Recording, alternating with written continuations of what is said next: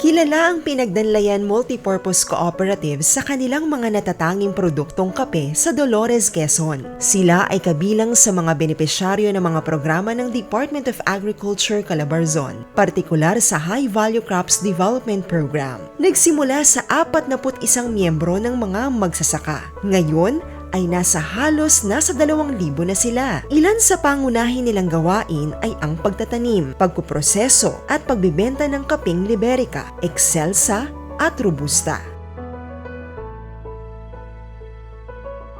Ang Pinagdanlayan Multipurpose Cooperative ay binuo ng 41 corporators. During that time, ang business lang ng PMPC is hog fattening. Hindi naman siya ganun successful kasi wala naman kaming masyadong knowledge pagdating sa agricultural businesses. 2006 to 2009, ang PMPC ay non-operating. Parang na mismanagement siya during that time. 2009, dun po namin inayos yung mga papel para ma-operating po ulit siya ng CDA. Nung kami po ay nagtayo ng kapihan, wala pa po talaga kaming knowledge. Parang nabigla kami sa bulk ng coffee during that time. Parang susuko na talaga kami. Then yun, pumasok ang BA, tinrain kami, natuto kami, paano ba makipag-transact, mga possible market, tinuruan din kami.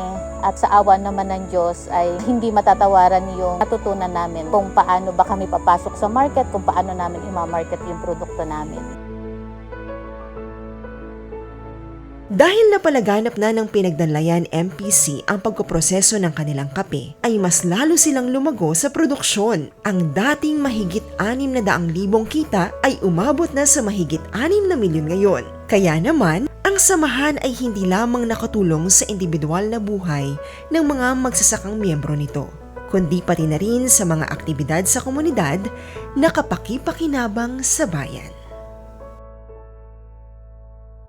Napakadami pong naitulong ng Department of Agriculture sa PMPC under High Value Crops Development. Unang-una po, mabigyan ng mga inputs, fertilizer, pangbomba, mga mower para panglinis sa mga kapehan. And then, yun naman po ay i-distribute namin sa aming mga coffee farmers. Hindi po tumigil ang Department of Agriculture ng pagbibigay sa amin ng project at nabigyan nga po kami ng coffee roasting facility. Kasama po noon ay training kung paano po kami makakapag-process ng kape para at the same time ang mga coffee farmers po namin ay sa amin na din po magbenta. Mas mataas po yung expected na kita nila. Ito naman pong huli ang naging kailangan naman namin, paano ba namin i-market ang aming produkto. At yun, nabigyan naman kami ni DA Ahmad ng closed ban para mas marating namin yung pwedeng pagbentahan ng aming mga kape.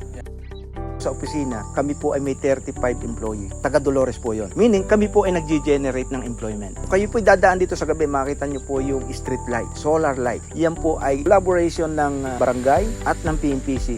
Yung part ng kinikita ng co-op, doon po natin dinadala. Community Development Fund. Dati po kami, yung anak ko na pumapasok sa school, hindi nakakaligo kasi walang tubig. Noon, kailangan mo mag-ipon sa gabi. Ngayon po, kung mapapansin nyo, umaapaw sa karsada dahil sa tulong po ng PMPC, napalakas yung aming spring development doon sa bundok. Laking tulong ng taga-DA na mabigyan ng mga equipment sa processing ng kape. Talagang malaking tulong bilang magsasaka. Talagang successful po. Talagang kumikita sa kape. May malapit na kooperatiba, di nagpa-process, di na kami nagbebenta. Nakakatulong sa mga magsasaka. Malaking katulungan. 2018 po naka-harvest po kami ng mga 25 tons. Kumita kami ng 621,000 plus. Pataas po yun ng pataas kasi nakakalabas na po kami ng bayan ng Dolores, buong Quezon po. Pupuntahan po namin. Kumita po ulit kami ng siguro less than 1 million. Ngayon po siguro mga 35 tons ang nako-consolidate po namin mula sa iba't ibang bayan. Kumita po kami ng 6,599,000. Ayun, kaya sobra pong nagpapasalamat kami talaga sa BA. Yung pong pag-unlad sa PMPC, unexpected po na kami aabot sa ganito. Dati po kasi kami more on planning, pero kami ay salat po sa financial noon. Pero ang kagandahan po ngayon, yung aming planning, naandyan po yung DA, kabalikat namin. Diyan po ang DA when it comes to seminar at financial. Naandyan po sila at nadadownloadan kami ng project. Sa part ng PMPC, kami po ay labis na nagpapasalamat sa DA. Sa tulong po ninyo, yung mga naging intervention po, pas nakilala po tayo ng ating miyembro, natulungan din po natin ang ating mga coffee farmers na mapalaki yung kanilang income. Kami po'y lubos at sobrang nagpapasalamat sa Department of Agriculture under High Value Crops program dahil maaari po na kung hindi po dahil sa mga proyektong ito ay hindi po namin marating kung ano yung meron ngayon ang Pinagdanlayan Multipurpose Cooperative. Muli po, kami po ay nagpapasalamat sa DA, High Value Crops, sa naitulong po sa pag-unlad ng PMPC.